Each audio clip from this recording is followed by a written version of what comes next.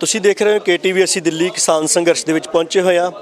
ਕਿਸਾਨ ਮੋਰਚਾ ਦੀ 4 ਤਰੀਕ ਨੂੰ ਇੱਕ ਮੀਟਿੰਗ ਹੋਈ, 5 ਮੈਂਬਰੀ ਕਮੇਟੀ ਦਾ ਗਠਨ ਹੋਇਆ। 2 ਦਿਨ ਦਾ ਸਰਕਾਰ ਨੂੰ ਸਮਾਂ ਦਿੱਤਾ ਗਿਆ। ਕੱਲ ਨੂੰ 7 ਤਰੀਕ ਹੈ। 7 ਤੋਂ ਪਹਿਲਾਂ ਇੱਕ ਹੰਗਾਮੀ ਮੀਟਿੰਗ ਜਿਹੜੀ ਆ ਉਹ 5 ਮੈਂਬਰੀ ਕਮੇਟੀ ਨੇ ਕੀਤੀ ਹੈ। ਕੀ ਫੈਸਲੇ ਲਏ, ਕੀ ਚਰਚਾ ਹੋਈ, ਸਾਡੇ ਨਾਲ ਯੁੱਧਵੀਰ ਜੀ ਯੂਪੀ ਤੋਂ ਕਿਸਾਨ ਆਗੂ ਮੌਜੂਦ ਨੇ, ਗੱਲਬਾਤ ਕਰਾਂਗੇ। ਸਵਾਗਤ ਹੈ ਜੀ, ਸਤਿ ਸ੍ਰੀ ਅਕਾਲ। ਸਤਿ ਸ੍ਰੀ ਅਕਾਲ। ਤਾਂ ਕੱਲ ਦੀ 7 ਤਰੀਕ ਤੋਂ ਪਹਿਲਾਂ ਪੰਜਾਬੀ ਸਮਝ ਲੈਂਦੇ ਹੋ? हाँ पूरी समझ ਜੀ। ਤਾਂ ਹੰਗਾਮੀ ਮੀਟਿੰਗ ਹੋਈ ਹੈ, ਕਿਹੜੀ ਚਰਚਾ ਜਿਹੜੀ ਇਹਨਾਂ 'ਤੇ ਕੀਤੀ ਗਈ? 5 मेंबर की जो कमेटी उसकी मीटिंग आज हुई और पिछले 4 तारीख को ये कमेटी बनी थी। इसका उद्देश्य ये था कि एक छोटी कमेटी बना दी जाए जो सरकार से बात करके सुविधा रहेगी, छोटी कमेटी में बात आसान होती है। तो उसी बात को मद्देनज़र रख के छोटी कमेटी का गठन किया था और इस आशा के साथ किया था कि सरकार ने की संकेत जो आ रहे थे ऐसे आ रहे थे कि सरकार इस मामले को निपटाना चाहती है। तो सरकार को कन्वे कर दिया गया था कि 5 सदस्यीय कमेटी, अधिकृत कमेटी, इससे बात करके निपटाएं। लेकिन पिछले 3 दिन से सरकार का कोई संदेशा नहीं आया। तो आज 5 सदस्यीय कमेटी की मीटिंग थी और ये तय हुआ कि 9 मेंबर वाली जो कमेटी है उसमें ये बात रखी जाए। तो 9 मेंबर की कमेटी को बुला के उसमें रख दिया गया। निर्णय ये हुआ कि कल जो हमारी संयुक्त मोर्चे की बैठक है उसमें इस विषय को रखेंगे और आगे आंदोलन जारी रहेगा और आंदोलन किस तरह से जारी रहेगा वो रणनीति कल फाइनल करेंगे। ਤਾਂ ਜਿਸ ਤਰ੍ਹਾਂ 4 ਤਰੀਕ ਨੂੰ ਮੀਟਿੰਗ ਹੋਈ, ਉਹ ਕਮੇਟੀ, ਛੋਟੀ ਕਮੇਟੀ ਜਿਹੜੀ 1 ਸਾਲ ਤੋਂ ਸਰਕਾਰ ਕਹਿ ਰਹੀ ਸੀ ਵੀ ਛੋਟੀ ਕਮੇਟੀ ਬਣਾ ਲਓ, ਛੋਟੀ ਬਣਾ ਲਓ, ਫਿਰ ਗੱਲ ਕਰਦੇ ਹਾਂ। ਤੁਸੀਂ ਕਮੇਟੀ ਵੀ ਬਣਾ ਲਈ। 4 ਦਾ ਦਿਨ ਲੰਘਿਆ, 5 ਦਾ ਲੰਘਿਆ, 6 ਦਾ ਲੰਘਿਆ, 7 ਦਾ ਆ ਗਿਆ। ਹੋ ਸਕਦਾ ਤੁਹਾਨੂੰ ਫਿਰ ਹੁਣ ਦੁਬਾਰਾ ਫੋਨ ਆ ਜਾਏਗਾ, ਤੁਹਾਨੂੰ ਫੋਨ ਵੀ ਆਇਆ, ਆਪਾਂ ਉਹ ਵੀ ਗੱਲਬਾਤ ਕਰਾਂਗੇ। ਤਾਂ ਸਰਕਾਰ ਨੇ 2 ਦਿਨ ਲੰਘਣ ਦੇ ਬਾਵਜੂਦ ਕੋਈ ਪਹਿਲ ਕਦਮੀ ਨਹੀਂ ਕੀਤੀ। ਕੀ ਲੱਗਦਾ ਸਰਕਾਰ ਦਾ ਮੂਡ ਨਹੀਂ ਹੈ ਗੱਲਬਾਤ ਕਰਨਾ? ऐसा ही लगता है। सरकार का हमेशा ये था कि बहुत बड़ी कमेटी है और इतनी बड़ी कमेटी में बात नहीं हो पाती, तो वो उस समस्या का समाधान कर दिया था। अब तो हमने सरकार गंभीर होती तो निश्चित तौर पे सरकार को कमेटी को बुला के बात करके ख़त्म करना चाहिए था। लेकिन इस रवैये से ऐसा लगता है कि वो कहते ही थे, करने वाली नीयत नहीं है। अच्छा जी। तो ਤੁਹਾਨੂੰ ਫੋਨ ਆਇਆ ਸੀ, ਅਮਿਤ ਸ਼ਾਹ ਦਾ ਆਇਆ ਸੀ?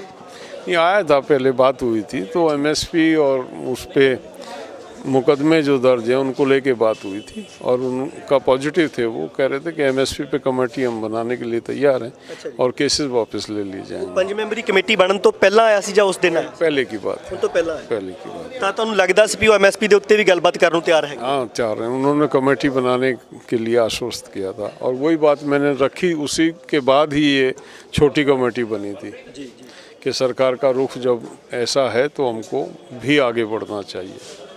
ਤਾਂ ਜਿਹੜੇ ਕੇਸ ਹੈਗੇ ਆ ਕਿਸਾਨਾਂ ਦੇ ਉੱਤੇ ਯੂਪੀ 'ਚ, ਬਿਹਾਰ 'ਚ, ਜਦੋਂ ਪੰਜਾਬ ਸਰਕਾਰ ਨੇ ਤਾਂ ਆਪਣੇ ਵਾਪਸ ਲੈਣ ਦਾ ਐਲਾਨ ਕਰ ਲਿਆ ਗਾ, ਔਰ ਜਿਸ ਤਰ੍ਹਾਂ ਦਿੱਲੀ ਦੇ 26 ਵਾਲੇ ਕੇਸ ਹੈ, ਲਖੀਮਪੁਰ ਦੇ ਕੇਸ, ਉਹ ਬਹੁਤ ਗੰਭੀਰ ਜੇ ਕੇਸ ਹੈ। ਔਰ ਇਸ ਤਰ੍ਹਾਂ ਲੱਗਦਾ ਵੀ ਜੇ ਉਹ ਨਾ ਨਿਬੜਨ ਤੇ ਸ਼ਾਇਦ 20 ਸਾਲ ਕੇਸ ਚੱਲਣਗੇ, ਤਾਂ ਉਹ ਹਰ ਹਾਲਤ ਰੱਦ ਕਰਾਉਣ ਤੋਂ ਬਾਅਦ ਹੀ सहमति बनेगी। निश्चित तौर पे वो साथियों ने आंदोलन के लिए केस अपने मत्थे लिए हैं, तो उनको छोड़ के नहीं जाएगा आंदोलन। जब तक उनका निराकरण नहीं होगा ये आंदोलन जारी रहेगा। ਤਾਂ ਤੁਸੀਂ ਯੂਪੀ ਤੋਂ ਹੈਗੇ ਹੋ। ਯੂਪੀ ਦੇ ਵਿੱਚ ਇੱਕ ਬਹੁਤ ਦਰਦਨਾਕ ਕਤਲੇਆਮ ਹੋਇਆ ਸੀਗਾ। ਉਹ ਹਿੰਸਕ ਮਾਹੌਲ ਨਹੀਂ ਸੀ, ਉਹ ਕਤਲੇਆਮ ਸੀ, ਗਿਣੀ ਮਿੱਥੀ ਸਾਜ਼ਿਸ਼। ਲੋਕ ਤੁਰੇ ਜਾਂਦੇ ਉੱਪਰ ਲਿਆ ਕੇ ਗੱਡੀ ਚੜਾਤੀ ਸੀ। ਉਸ ਮਾਮਲੇ ਦੇ ਵਿੱਚ 4 ਸ਼ਹੀਦੀਆਂ ਹੋਈਆਂ और 4 नौजवानों को पुलिस ने फड़िया होया। उनके बारे की लगता था? उनमें हमारा एक टीम बनी हुई है, लीगल टीम हमने बना रखी है और वो उस केस की पैरवी कर रही है। तो समय समय पे संयुक्त मोर्चे से डायरेक्शन लेती रहती है और रिपोर्टिंग करती रहती है। तो उन केसों को हम देख रहे हैं कि दोषियों को दंडित किया किस तरह से कराया जा सकता है, क्योंकि कोर्ट में मामला है और कोर्ट के हिसाब से ही लड़ रहे हैं हम उसे। ਤਾਂ ਕੱਲ ਨੂੰ ਅੰਤਿਮ ਫੈਸਲਾ ਜਾਂ ਵੱਡਾ ਫੈਸਲਾ ਜਿਹੜਾ ਫਾਈਨਲ ਕੱਲ ਨੂੰ, ਕਿਉਂਕਿ ਅੱਜ ਤੇ ਚਰਚਾ ਹੋਈ ਪਈ, ਹਜੇ ਤੱਕ ਸਰਕਾਰ ਨੇ ਨਹੀਂ ਕੁਝ ਕੀਤਾ, ਤਾਂ ਕੀ ਜਾਪਦਾ ਕੱਲ ਨੂੰ ਕੁਝ ਸੰਘਰਸ਼ ਦੇ ਨਵੇਂ ਐਲਾਨ ਦੀ ਵੀ ਕੋਈ ਗੱਲਬਾਤ ਹੋ ਸਕਦੀ ਜਾਂ ਡਟੇ ਰਹਿਣ ਦਾ हो सकती है। कल जो है निश्चित तौर पे अगर सरकार का रवैया यही रहे तो आंदोलन ख़त्म नहीं होगा जी, आगे चलेगा। आगे क्या एक्शन होंगे वो कल तय होगा। जिन्नी अहम 3 कानून रद्द कराउण दी मंग सी, MSP दी केस रद्द कराउण दी मंग नूं इन्ना ही अहम मानदे हो तुसीं सारे? बहुत ही अहम। MSP पूरे देश की आवश्यकता है। बिना MSP किसान जिंदा नहीं रह सकता, तो वो निश्चित तौर पे लेके जाएंगे। बहुत बहुत शुक्रिया जी युद्धवीर जी। तो MSP जी है वो निश्चित तौर पर लैके जावांगे, ये किसान आगुआं का कहना है, क्योंकि 3 कानून जोड़े रद्द होए ਉਹਦਾ ਬੇਸ਼ੱਕ ਭਾਰਤ ਦੇ ਬਾਕੀ ਰਾਜਾਂ ਦੇ ਉੱਤੇ ਉਨਾ ਪ੍ਰਭਾਵ ਨਹੀਂ ਪੈਂਦਾ ਜਿੰਨਾ ਪੰਜਾਬ, ਹਰਿਆਣਾ ਔਰ ਇਹਨਾਂ ਕੁਝ ਰਾਜਾਂ ਤੇ ਪੈਂਦਾ। MSP ਦੇ ਨਾਲ ਬਾਕੀ ਰਾਜਾਂ ਨੂੰ ਜਿਹੜਾ ਬਹੁਤ ਜ਼ਿਆਦਾ ਫਾਇਦਾ ਹੋਣ ਵਾਲਾ, ਕਿਸਾਨਾਂ ਨੂੰ ਫਾਇਦਾ ਹੋਣ ਵਾਲਾ। ਉਹ ਕਿਸਾਨ ਸੰਘਰਸ਼ ਦੇ ਵਿੱਚ ਸਾਰੇ ਰਾਜਾਂ ਦੇ ਲੋਕਾਂ ਨੇ ਬਹੁਤ ਵੱਧ ਚੜ੍ਹ ਕੇ ਯੋਗਦਾਨ ਪਾਇਆ। ਯੂਪੀ ਦੇ ਵਿੱਚ ਬਹੁਤ ਵੱਡੀ ਮਾਤਰਾ ਦੇ ਵਿੱਚ ਜਿਹੜੇ ਲੋਕ ਆ ਉਹ ਕਿਸਾਨੀ ਦੇ ਉੱਤੇ ਨਿਰਭਰ ਹੈਗੇ ਔਰ ਯੂਪੀ ਦੇ ਲੋਕਾਂ ਨੇ ਵੀ ਕਾਫੀ ਕੁਝ ਝੱਲਿਆ ਹੈਗਾ।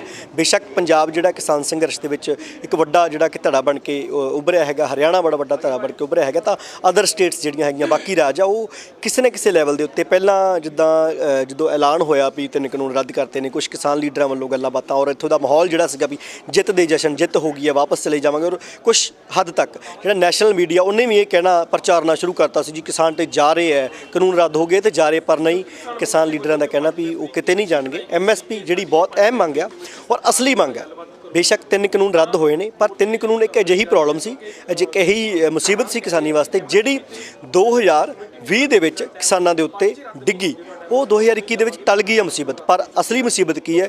ਕਿਸਾਨਾਂ ਦੀ ਹਰ ਫਸਲ ਦਾ ਘੱਟੋ ਘੱਟ ਸਮਰਥਨ ਮੁੱਲ ਜਿਹੜਾ ਉਹ ਤੈਅ ਕੀਤਾ ਜਾਵੇ ਔਰ ਸਾਰੇ ਮੁਲਕ ਦੇ ਸਾਰੇ ਰਾਜਾਂ ਦੇ ਕਿਸਾਨਾਂ ਦਾ ਜਿਹੜਾ ਹੈਗਾ MSP ਮਿਨੀਮਮ ਸਪੋਰਟਿੰਗ ਪ੍ਰਾਈਸ ਜਿਹੜਾ ਉਹ ਤੈਅ ਕੀਤਾ ਜਾਵੇ। ਜਿੰਨਾ ਚਿਰ ਉਹ ਨਹੀਂ ਹੁੰਦਾ ਉਹਨਾਂ ਚਿਰ ਕਿਸਾਨ ਜਿਹੜੇ ਆ ਦਿੱਲੀ ਦੇ ਬਾਰਡਰਾਂ ਤੋਂ ਨਹੀਂ ਹਟਣਗੇ। ਇੱਕ ਬਹੁਤ ਜਿਹੜੀ ਆ ਉਹ ਅਹਿਮ ਗੱਲ ਕਹੀ ਜਾ ਸਕਦੀ ਹੈ। ਸ਼ੁਕਰੀਆ, ਦੇਖਦੇ ਰਹੋ KTV UK।